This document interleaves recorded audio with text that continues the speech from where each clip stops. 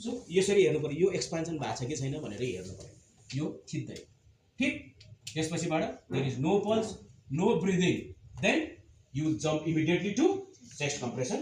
यहाँ तल आइहाल्छ, यो निप्पल भयो, यहाँ राख्छौ, यसलाई हुक गर्छौ, जो गरेर 1 2 3 4 5 6 7 8 9 10 11 12 13 14 15 16 17 18 19 20 21 22 23 24 25 26 27 28 29 30 भन्छौ। यसो यहाँ बस बिस्तारै इसी क्ल्याम्प टेक्निक भयो। यसो गरेपछि अब 3 जना छ भने त जानी अर्कोले यो पनि दिन्छ, सजिलो भयो है। 3 जना छ भने त अर्कोले यसो गर्छ नि। यो पनि पुरा गर्नु पर्दैन यसरी, फेरि यो जस्ट 50% मात्रै। तर यहाँबाट लिक हुनु भएन, यहाँ सिल हुनु पर्यो अर्कोले, अनि यो चेस्ट राइज हुनु पर्यो। ओके, बुझ्यौ? ल यही हो। अनि त्यसपछि एडी पनि एकछिनपछि त थाहा पाइसक्यो, एडी लिन गएको छ, कोही त गएको नि त, उसले त कराइसक्यो अघि नै।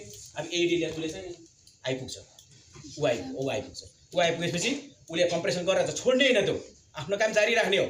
अनि आउने बित्तिकै उसले चाहिँ एडीले चाहिँ यहाँ एडी जोड्छ, मानौँ प्याच जोड्छ।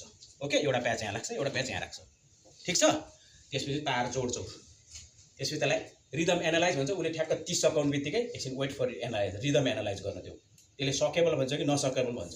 नन सकेबल भन्यो भने स्टार्ट सिपिआर अगेन, सकेबल भन्यो भने एभ्रिबडी अवे भन्ने, अवे हुन्छ। त्यसले सक भन्छ, प्रेस द सक बटन भन्छ। त्यसपछि सक बटन गर्ने, डेलिभर गरिदिने।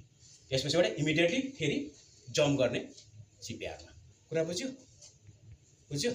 सकिन्छ है त? ल।